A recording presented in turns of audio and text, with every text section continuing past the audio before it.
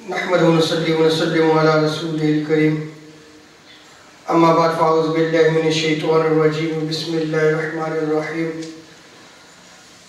قال الله تبارك وتعالى في القرآن المجيد أشداء على الكفار رحماء بينهم صدق الله مولانا العظيم مولاي صل وسلم دائما ابدا على حبيبك خير الخلق كلهم. اللہ تبارک و تعالیٰ کا بے پایان لطف و کرم اور احسان عظیم ہے کہ جس نے ہمیں اس جمعۃ المبارک کی عظیم اور بابرکت محفل میں اکٹھے ہونے کی توفیق عطا فرمائی، اور سب سے بڑھ کر یہ کہ ہمیں دولت ایمان سے بہرامند فرمائی. آج ہمارا موضوع گفتگو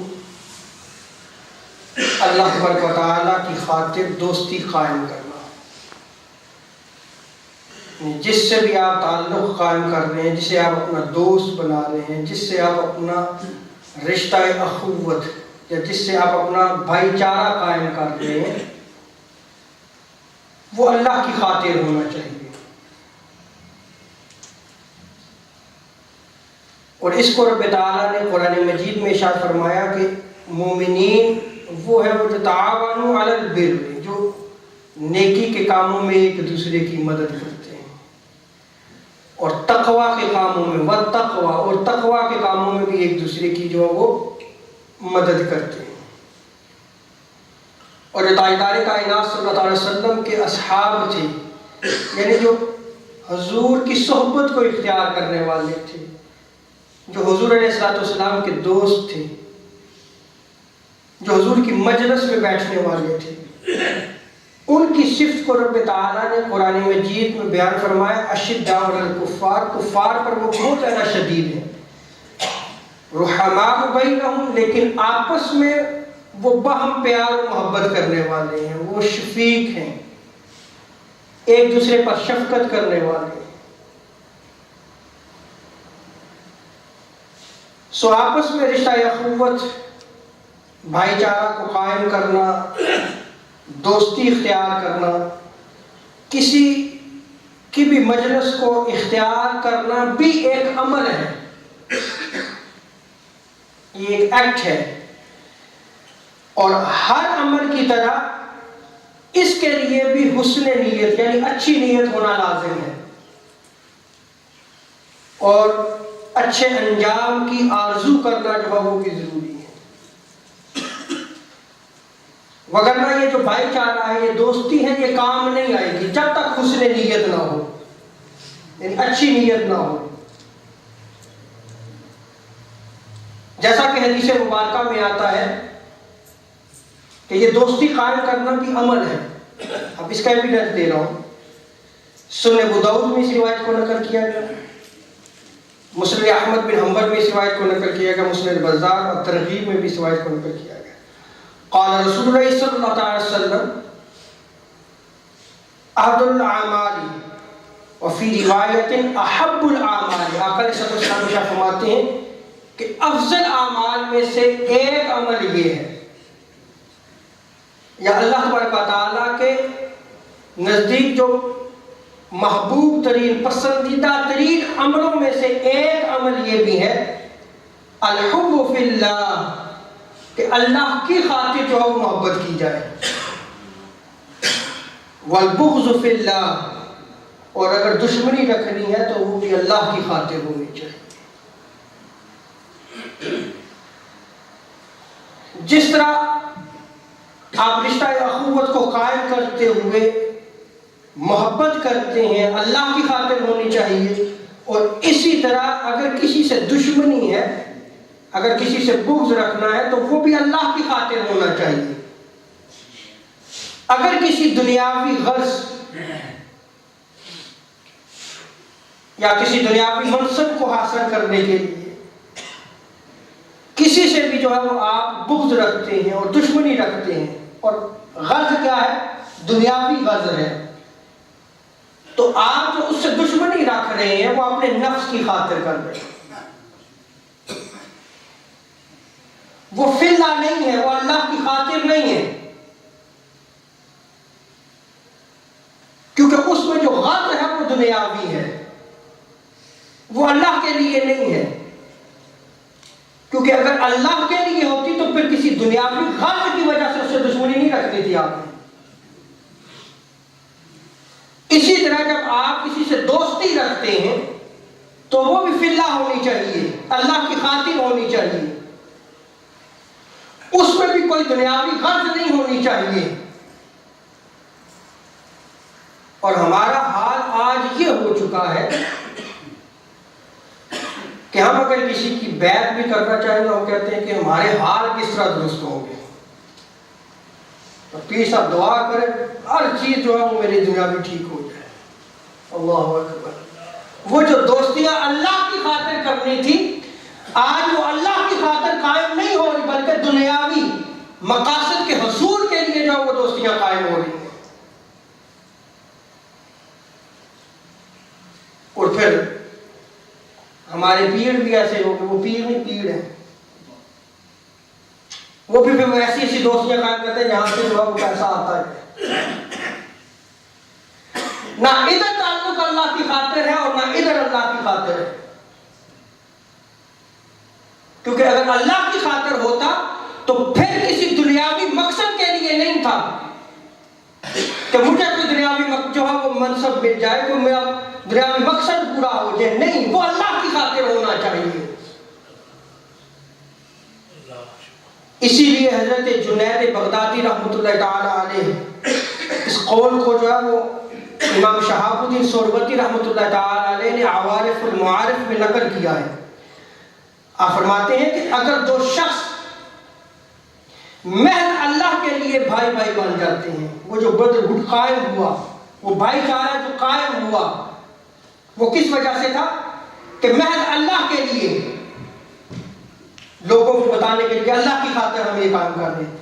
تو حضرت جنید بغدادی رحمۃ اللہ تعالی علیہ فرماتے ہیں، بڑے غور سے سنیں اس کو، آپ فرماتے ہیں پھر ان سے کوئی ایک دوسرے سے پھر دونوں جو ہے وہ ایک دوسرے سے نفرت کرنا شروع کر دیتے ہیں، تعلق ٹوٹ جاتا ہے، رشتہ ٹوٹ جاتا ہے، دوستی ختم ہو جاتی ہے۔ تو حضرت جنید بغدادی رحمۃ اللہ تعالی علیہ فرماتے ہیں تو سمجھ لینا چاہیے کہ وہ ضرور کسی نہ کسی دونوں میں سے ایک فرد میں جو ہے وہ خامی تھی۔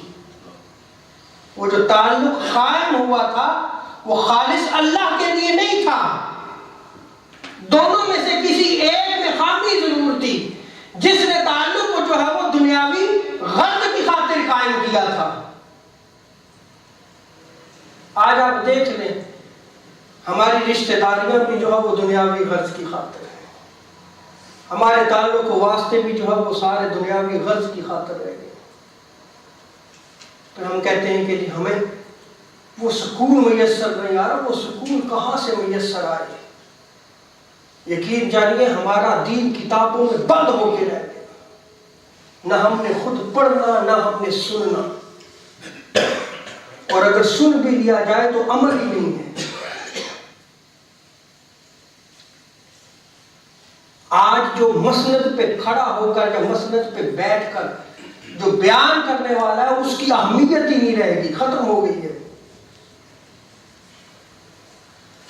تو مسند پہ بیٹھ کر جو قرآن و سنت کو آگے پہنچانے والے کی جب اہمیت ختم ہو جائے تو وہ قومیں کبھی بھی جو ہے وہ ترقی نہیں کر سکتی، ان قوموں کے احوال کبھی بھی نہیں بدل سکتے، وہ پھر زوال اور پستی کی طرف جائیں گے۔ ہمارا زوال اور پستی کی طرف اگر سبب ایک یہ ہے کہ ہم نے ان کو جو ہے وہ جو مسند پہ بیٹھ کے آپ کو جو ہے وہ دین کی تبلیغ کر رہا ہے اس کو ہم اہمیت ہی نہیں دیتے۔ جب آپ اہمیت نہیں دیتے تو آپ نے سننا کیا ہے؟ جب آپ نے سننا نہیں تو پھر عمل کیا کرنا ہے آپ نے؟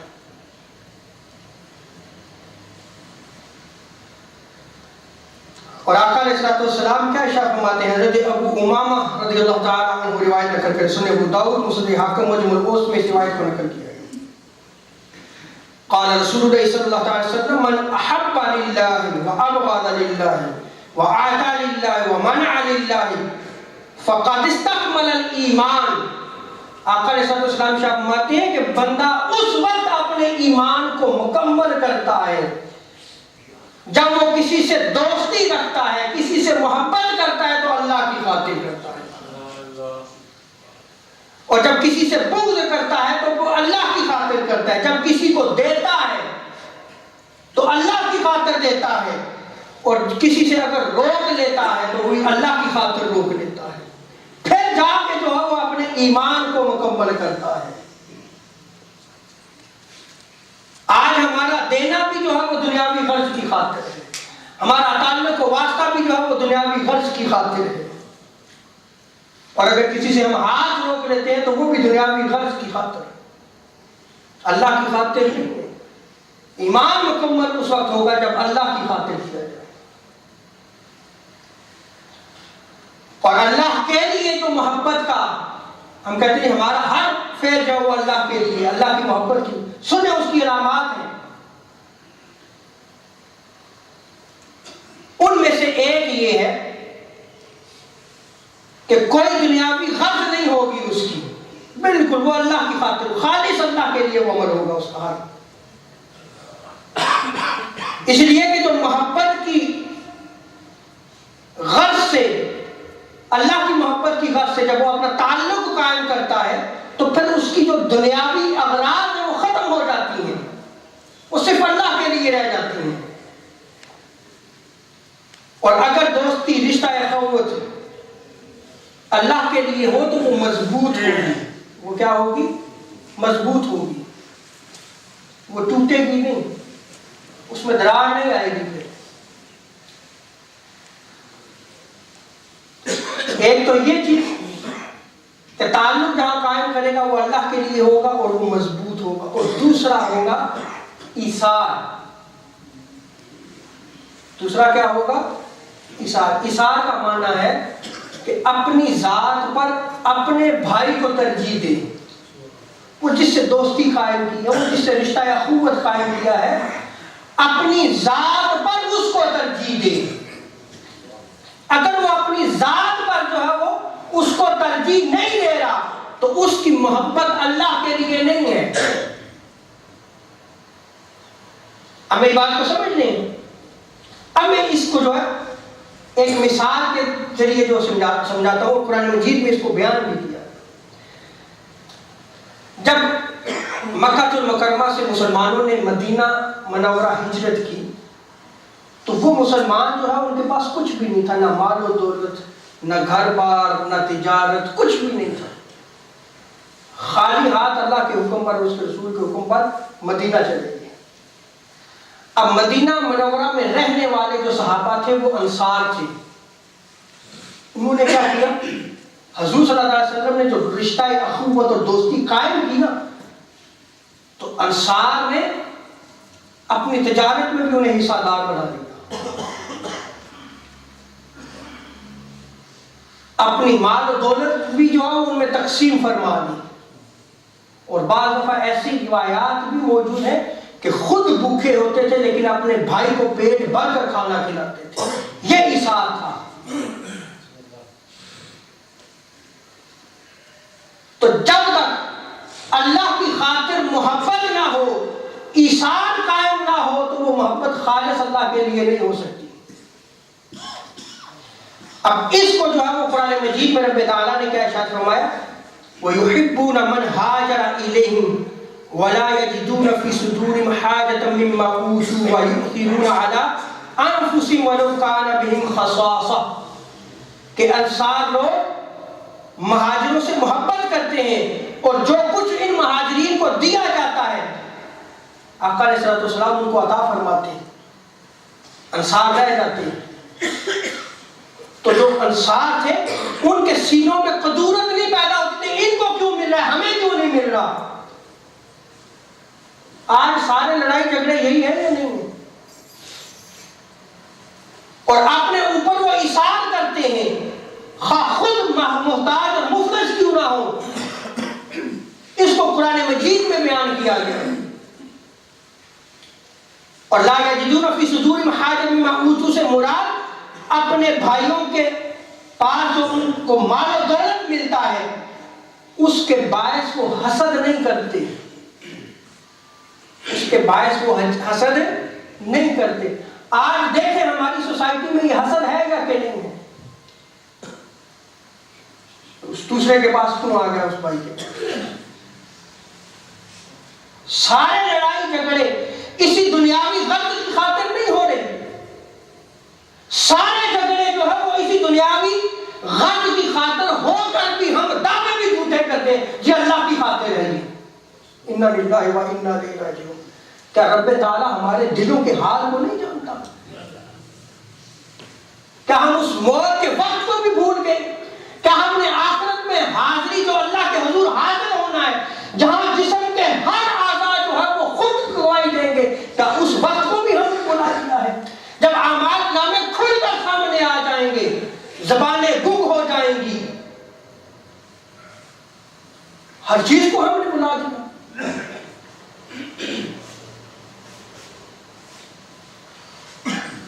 ہم آج اپنی سوسائٹی میں اپنے خاندانوں کی طرف دیکھ لیں، کیا ختم نہیں ہو رہے؟ کیا ہماری آنے والی نسلیں آپس میں باہم دست و گریبان نظر نہیں آ رہی؟ ایک دوسرے کے دشمن بنتے چلے جا رہے ہیں۔ نہ تو یہ دوستی اللہ کی خاطر ہے اور نہ ہی یہ دشمنی اللہ کی خاطر ہے۔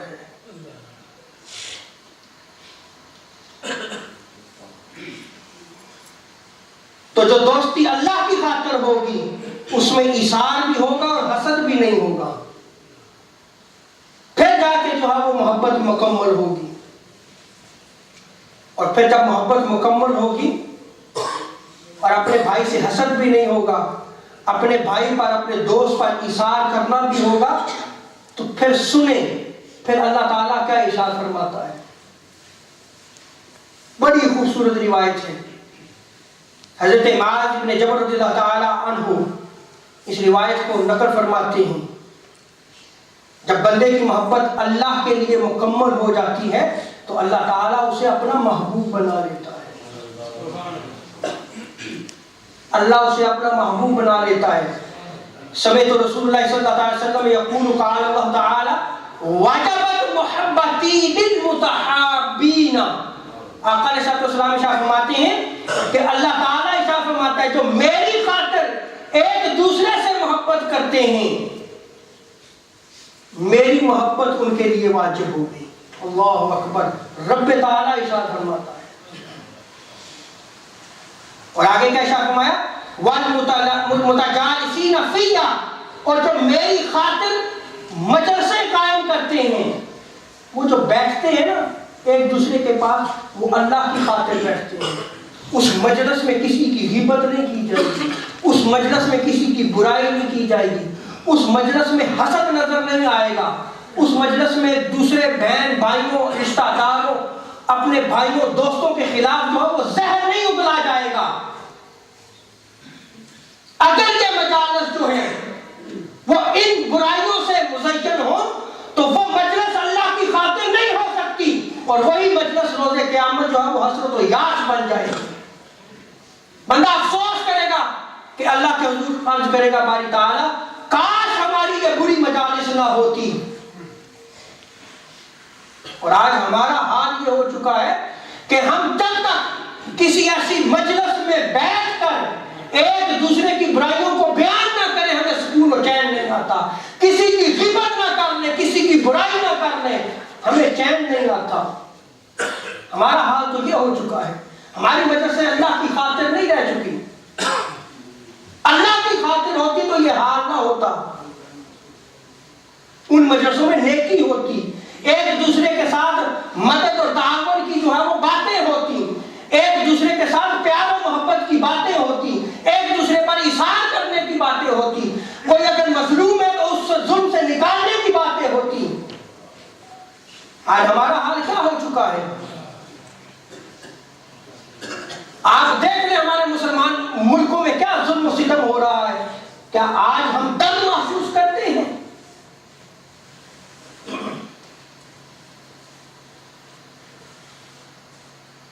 اور آگے آقا علیہ السلام ارشاد فرماتے ہیں وَالْمُتَزَاوِرِينَ فِيَّا، اور میری خاطر ایک دوسرے سے ملتے ہیں، وَالْمُتَبَادِلِينَ فِيَّا، اور میری خاطر ایک دوسرے پر خرچ کرتے ہیں تو رب تعالیٰ کیا فرماتا ہے ان پر میری محبت واجب ہوگی. اور سیدنا ابو ہریرہ رضی اللہ تعالیٰ عنہ روایت کو نقل کرتے ہیں, مسلم شریف کی روایت ہے, مسند احمد بن حنبل صحیح ابن حبان سنن دارمی میں اس روایت کو نقل کیا گیا. قال رسول اللہ صلی اللہ علیہ وسلم ان اللہ یقول یوم القیامہ این المتحابون بجلالی, میری عظمت کی خاطر ایک دوسرے سے محبت کرنے والے کہاں ہیں؟ رب تعالیٰ ندا فرمائے گا کون ہے میری عظمت کی خاطر جو محبت کرتے تھے. اور اس دن اللہ تعالیٰ شاہ فرمائے گا الیوم اذلہم فی ظلی یوم لا ظل الا ظلی. ہاں آؤ وہ جو میری خاطر ایک دوسرے سے محبت کرتے تھے, آج میں ان کو اپنا سایہ عطا کرتا ہوں, آج میرے سائے کے بغیر کوئی سایہ نہیں ہوگا.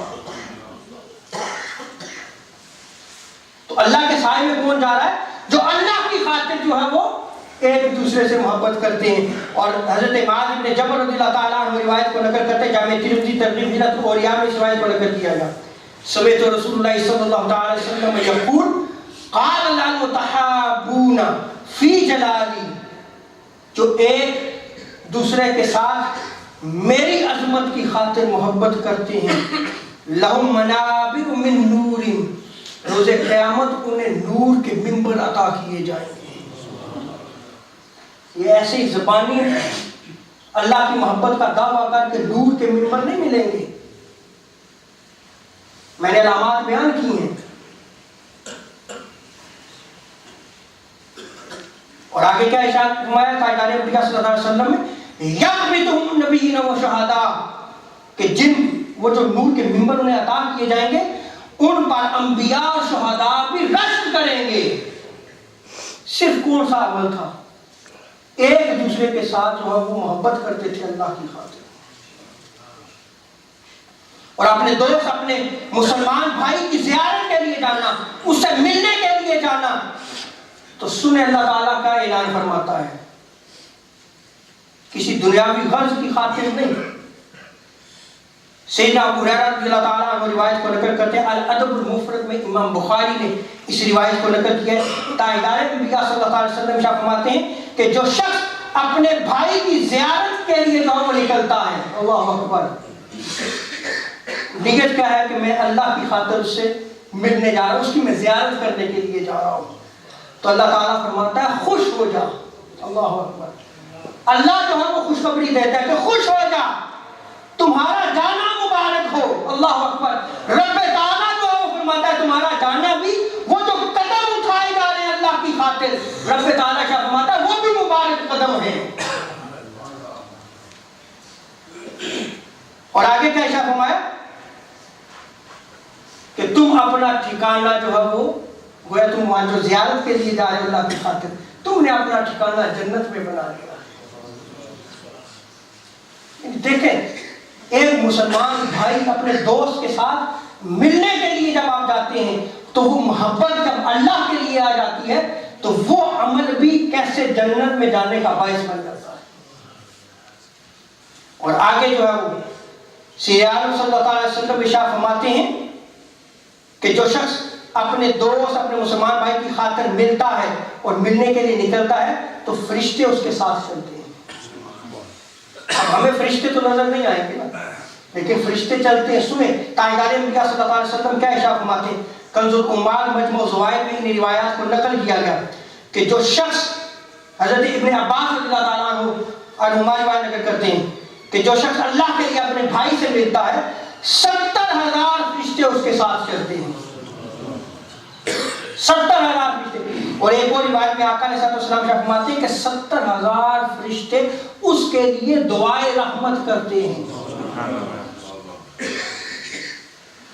اور ایک اور روایت میں آتا ہے کہ فرشتے جو ہے وہ اس کو خوشخبری دیتے ہیں کہ تمہارا چلنا بھی مبارک ہو اور تمہارے اس عمل کی وجہ سے تمہارے لیے جنت کا ٹھکانہ ہے. اور حضرت انس رضی اللہ تعالیٰ عنہ روایت کو نقل کرتے ہیں کہ تاجدار کائنات صلی اللہ علیہ وسلم نے ایک مرتبہ صحابہ کی مجلس میں فرمایا کہ میں تمہیں یہ نہ بتاؤں کہ جنتی کون ہے. صحابہ نے عرض کی جی یا رسول اللہ بتائیے جنتی کون ہے. سیدنا صلی اللہ علیہ وسلم نے فرمایا کہ نبی جنت میں ہے، صدیق جنت میں ہے، جو سچے ہیں صدیق جنت میں ہیں، اور وہ آدمی اہل جنت میں سے جو اللہ کی خاطر ایک شہر کے کنارے سے دوسرے شہر کے کنارے تک اللہ کی خاطر ملاقات کے لیے جو ہے وہ اسے ملنے جاتا ہے، وہ بھی اہل جنت میں سے ہے۔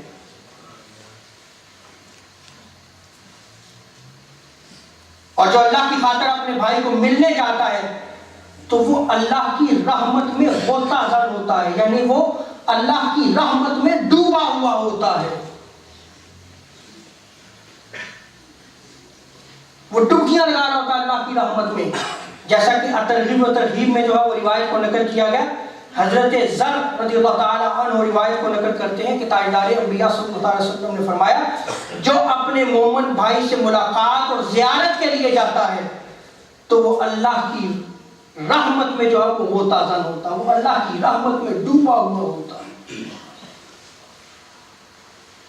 یہاں تک کہ وہ واپس نہ آ جائے۔ اور جب اپنے بھائی کی صحبت کو اختیار کرے تو اس کی بھی کچھ شرائط ہیں، انشاءاللہ میں موضوع جاری رکھوں گا، ٹائم ہو چکا ہے، لیکن ان شرائط کو میں بیان کرتا ہوں۔ ان میں سے یہ شیخ ابو عمر رضی اللہ تعالی عنہ بیان کرتے ہیں، اور عوارف المعارف میں ان شرائط کو بیان کیا گیا ہے۔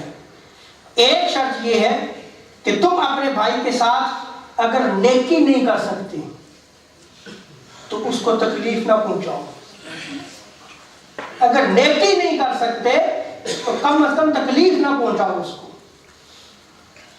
اور اگر تم انہیں خوش نہیں رکھ سکتے، اپنے دوستوں کو، اپنے رشتہ اخوت میں سے کسی کے ساتھ جو تعلق قائم ہے، اگر انہیں خوش نہیں رکھ سکتے تو انہیں کوئی غم بھی نہ پہنچاؤ۔ آج ہمارا کیا حال ہو چکا ہے، اور اپنے دوست اور بھائی کی محبت سے فائدہ اٹھا کر اس کا حق نہ مارو، اس کا حق تلف نہ کرو۔ آج ہم دوستی قائم کرتے ہیں تو فائدہ اٹھانے کے لیے، جب وہ فائدہ پورا ہو گیا تو پھر ہم حقوق کو طلب کرتے ہیں، مارتے ہیں، اور ان کے حقوق کو ضائع کرنا، یعنی فائدہ اٹھایا اس کے بعد حقوق کو طلب کرنا شروع کر دیا۔ تو شیخ ابو عمر فرماتے ہیں کہ ان کے حقوق کو جو طلب کرتا ہے، ضائع کرتا ہے، وہ اللہ تعالیٰ کی حق تلفی کرتا ہے، وہ اللہ کے حقوق کو ضائع کرتا ہے۔ اور اگر کسی سے قطع تعلق ہو جائے، یہ شرائط میں سے آتا ہے، یعنی اب تعلق نہیں رہا، تو پھر کیا ہے؟ شیخ ابو عمر فرماتے ہیں کہ جب بھی اس کا ذکر ہو تو اچھائی اور خیر کے ساتھ اس کا ذکر کرو۔ اور ہمارا حال کیا ہے آج؟ اگر تعلق ختم ہو جاتا ہے نا تو ہم اچھائی کے ساتھ نہیں ذکر کرتے، بلکہ ہم کیا کرتے ہیں، وہ جو برائیاں نہیں بھی تو ان برائیوں کو بھی ہم بیان کرنا شروع کر دیتے ہیں۔ آج کا میسج یہ ہے کہ یہ دنیا چند روزہ ہے، کسی کو اپنی موت کے وقت کا پتہ نہیں ہے، نوجوان خواہ نوجوان ہے، خبر چاہے کچھ